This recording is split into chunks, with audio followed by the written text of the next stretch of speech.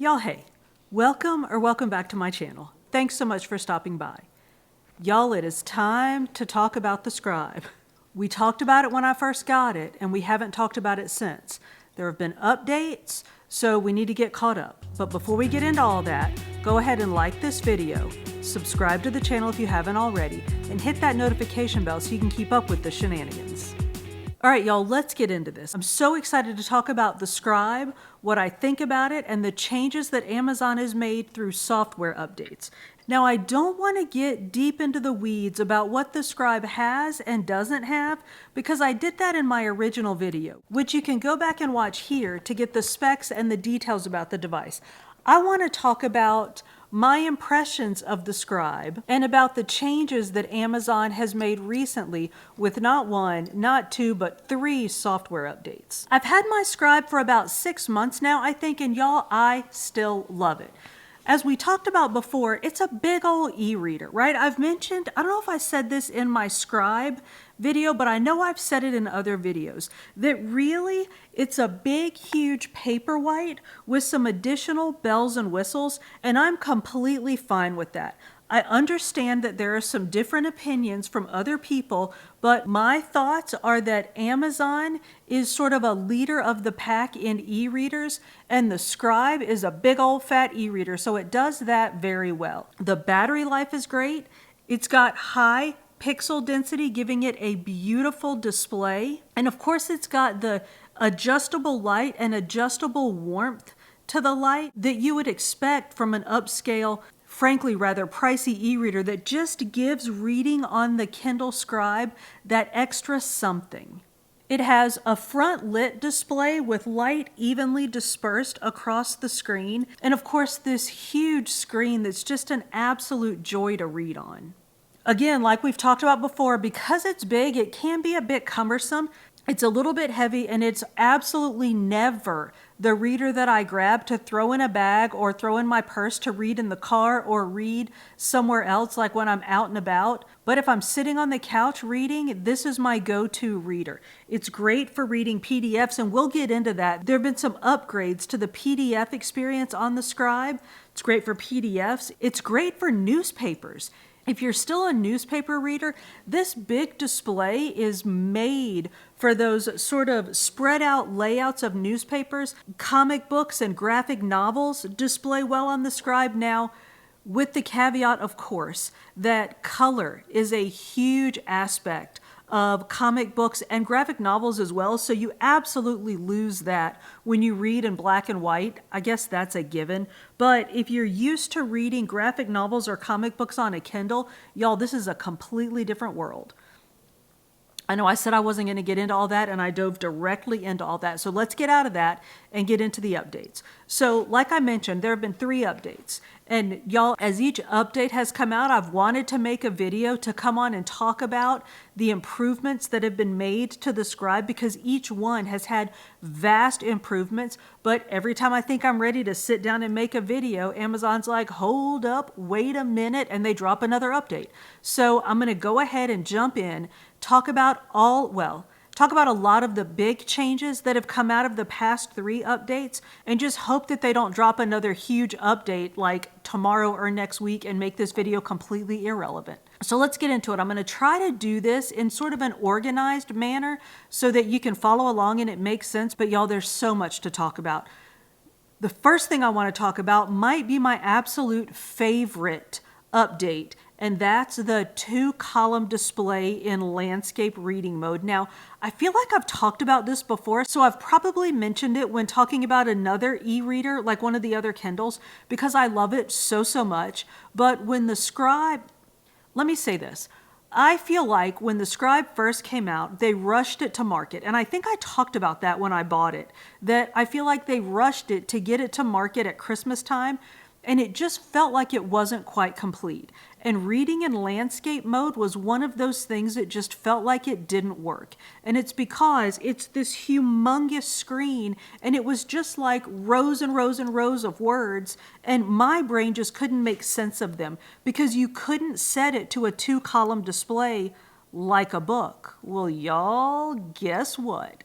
Merry Christmas in July to us. Well, actually, I guess it was the April update. Merry Christmas in April to us, because now you can set your Scribe to do a 2-column display in landscape mode, and I absolutely love it. It is, honest to goodness, the closest that I think any e-reader I've ever had come to the actual experience of reading on a book. I absolutely adore it. And y'all, it's funny, that's my favorite update, and it's probably the most meaningless one because it doesn't really change anything about like the processing or organizing of the information on the device. It just changes how it looks.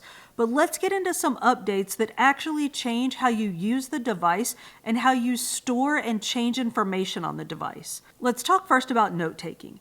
I've seen a lot of people complain about the Scribe as a note taker. They talk about how the Scribe is an e-reader, not a note taker, and if you want sort of a digital note-taking tablet, you need to buy something else. And I didn't necessarily disagree until now. So let's jump into a notebook and look at some of the changes that they've made to the Scribe. The first change that I want to talk about is a change they've made to the pens. They've added some additional options inside the pens, and y'all, they were much needed. They added a fountain pen option, and I absolutely love it. You'll see that there are different stroke weights, so you can pick how heavy you want your writing to look. The fountain pen is also pressure sensitive, so if you write harder, even within the same weight, the writing changes.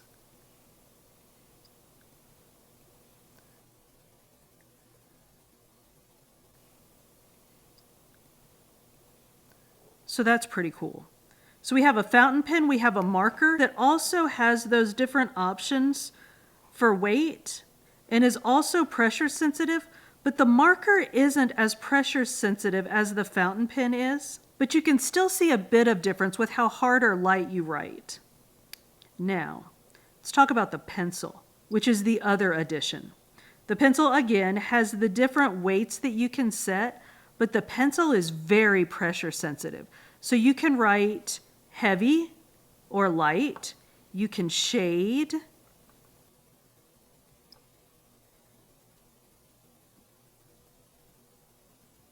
and the shading changes based on how hard you press down.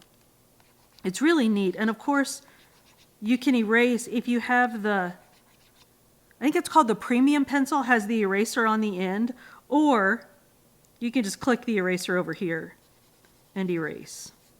Or if you have the premium pencil, you have the little clicky button, and you can set your clicky button to eraser, or now you can set your clicky button. Like if I keep mine set on fountain pen, of course, middle weight. But if I want to write in pencil or if I want to shade something, I have my clicky button set to the pencil. So it's fountain pen if I'm not pushing down. And then when I push down on the clicky button, I get pencil. Now I know there are people out there thinking, that's a $500 tablet, and the advantage that you see is that you have a clicky button to go between fountain pen and pencil. Yes, yes it is. Y'all, I love this tablet. I enjoy it. I enjoy writing on it. Amazon told us when they released the Scribe that there would be updates coming out that would improve the experience as we went along, and they've been true to their word, and I'm loving it, y'all. So let's keep going. So those are the new writing utensil options. They also give us new options for organization within our notebooks. So I'm going to go out of this scribbly page, go into my notebooks, and I'm going to choose a notebook that has multiple pages. And I'm just going to number these pages, well, the hello page and 2 and 3. Now I can go up here into my menu and click this overview button, and it shows me all 3 of my pages. And y'all, I can move my pages around from here.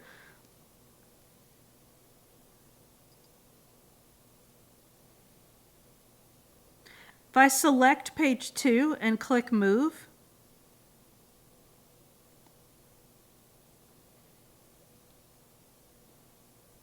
I can move that page. You can see, that's why I numbered them, so you can see the pages moving.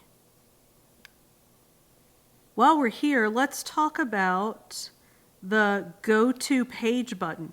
We used to not be able to do this within a multi-page notebook. If you wanted to go from like the second page to the 9th page, you had to just flip the pages, like in a regular notebook. But now I can click the Go to Page button, and it gives me the option. It shows me that I have pages 1 through 3 in this notebook. So I can enter one of the page numbers, and it'll take me to that page, which is just another quick way to navigate through the notebooks without having to flip through all the pages. This is new too. We have a Lasso Tool now, and this works anywhere that we're able to write. So as do the pens. You can pick a different pen, pencil, or marker anywhere that you can write. So like in the PDFs, in your sticky notes, if you want to change pens there, you can do that. You can also use the Lasso Tool there. So you see I clicked this little Lasso Tool over here, lassoed my writing, and I can move it around. I can make it bigger or smaller. That's how I deleted all of those scribbles earlier, is I just used the Lasso Tool. I can copy it and paste it. So now I can make like a hello, hello. That's not annoying at all. And now I can grab these two together and move them around. So that's kind of neat. And I can undo that because that's going to annoy me. So the Lasso Tool is also a new addition. Couple more things I want to talk about in the notebooks before we go on to PDFs, which there have been huge changes within the PDFs, but within notebooks, we could always make folders to organize our notebooks, but now within folders, we can create subfolders. So I have a folder here called New Videos, and within my New Videos folder, I have a folder called Books. Now I can add a subfolder within my Books folder. I simply open up the Books folder, hit the little plus, hit Create Folder, and that creates a folder inside my Books folder.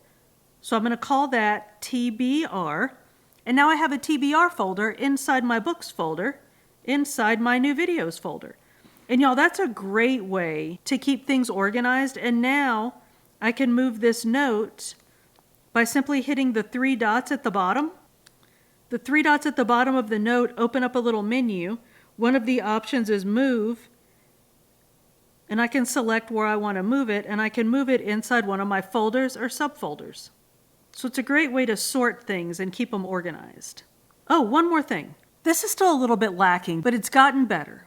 The Scribe will now convert handwriting to text, but only on export. So you can select Convert to Text on export, and it'll convert it and send it to an email, which is still a bit lacking because you would think you'd be able to convert it and then see the converted version on your Scribe, but you can't. You got to convert it and then send it out, and you see it wherever it goes. Converted, but it's better. Y'all, we're making steps. So that's it for notebooks and note-taking. Let's talk about PDFs. There have been gradual changes made to PDFs. So let's talk about where we are now. Some of these I'm actually kind of glad I waited to talk about until now. And they might even change more in the next update, which could be here at any time, but let's go ahead and talk about this. So in a PDF sent to Kindle through the Send to Kindle function, you can now view the PDF in landscape. So let me open this PDF, which I've sent a PDF through the Send to Kindle. So it's in my library. So I'm going to open it, and you see that it's in portrait mode. Well, I can go in, and through the menu across the top, I just choose that first option. And you see down at the bottom, it gives me the controls, and I can put it into landscape orientation. And just a side note, when you go into landscape, you can do it with the thicker part of the black at the top or the bottom. I like it at the bottom. So I can go into landscape, and then within landscape, I can still scroll and do all of the things, but I'm going to put it back into portrait, and then we'll talk about it from there. But look, so when we do this, I'm back in that same layout menu. I can go back into portrait, but you see this menu also gives me the contrast slider, which is really nice in PDFs because sometimes a PDF is just lighter than you want it to be, right? So you can darken it up so that it's easier to read. This one's pretty good, so I'm not going to mess with it. But I can change the margins. This one isn't changing a whole lot, but on some PDFs, if your margin's too wide, you can sort of spread it out and get rid of that margin so it gives you more text on the page. So let's just quickly go across the menu across the top. So I'm back in that top menu. And that first one, that little AA menu, is where I changed the orientation. Well, the second one gives you chapters. And this PDF is only one page, so there really are no chapters to mess with. But if there were chapters or different like subheadings and stuff, I would be able to mess with them and navigate them here. From that little notebook, that gives you all of your annotations together. And from here, you see up here at the top, you can export from here. So going back to that menu, I can bookmark. So if I have a multi-page, I should have pulled a multi-page PDF, sorry. But you can bookmark pages within a multi-page PDF. You can export from here, or, so let's talk about this. Within PDFs, we now have the ability to, you can either use your pen or just your finger. You can highlight, and you have the lookup options like you do in a Kindle book. So when you highlight a word, you automatically get the dictionary, Wikipedia, and translation lookups. So you can do that. You can highlight just like inside a book. And all of those highlights will show up on that annotation page that I showed you. So then you can export them, send them to yourself, send them to your team, whatever you need to do with them. So those are some pretty cool developments within the PDF functions in the Scribe. You can also use the Lasso Tool within here. So like, let's say, so I circled a word. Well, let's say that's not really what I meant to circle. I can scooch it down and circle down here. I can get rid of that altogether. You can zoom, but once you zoom, you can't turn pages with it zoomed. So if you zoom in, you have to zoom back out to turn pages, and then zoom again if you want to zoom on the page that you've turned to.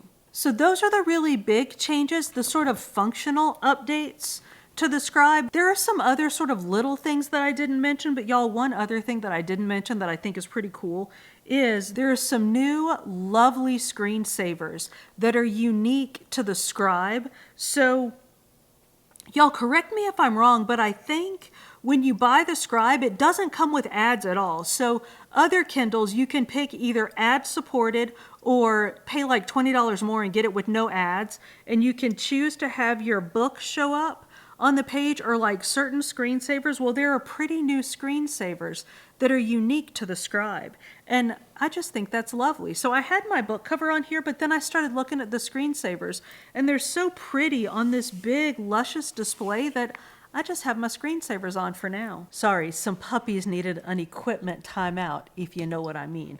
What were we talking about? Oh, the screensavers. So they're lovely, and if you have a book that has a cover that you don't necessarily want to be waving around, like not even something naughty, but some romances have covers that you're like, well, I don't want to be waving this around this big. The screensavers are nice for that. So I like the new screensavers. And I know I said this was the final thing. The final thing is there are some books that you can buy that are a specific format that are like right-on format for the Scribe. And I think they're mostly like crossword puzzle books or Sudoku books or some like journals, like pre-formatted journals or something that you can buy for the Scribe and write on them. Because remember, to make notes in books on the Scribe, even to make handwritten notes, you have to use the Post-its. Well, there are write-on books that you can get for the Scribe, but only specific books in like very limited formats. So I don't have one of those to show us. But if I get one, I'll come back and let y'all know, and I'll let you know how it works. Because it's kind of a cool idea, but they're just so limited at this point. But anyway, those are all of the new updates for the Scribe. So y'all, what are you reading on? Do you have the Scribe? If so, let me know what you think of it. Y'all know what I think of it. I think it's ridiculous, and I love it. If you don't have the Scribe, what are you reading on? Do you have a Kindle? Do you have a Nook? Do you have a different e-reader? Or do you have a variety of e-readers that you switch back and forth between? Let us know what you're using. Y'all, thank you so much for hanging out with us. If you've made it this far, we're definitely friends. So go ahead and like this video, subscribe to the channel if you haven't already, and hit that notification bell so you can keep up with the shenanigans. We upload food and fitness videos the beginning of every week with some book videos sprinkled in between. See you on the next one.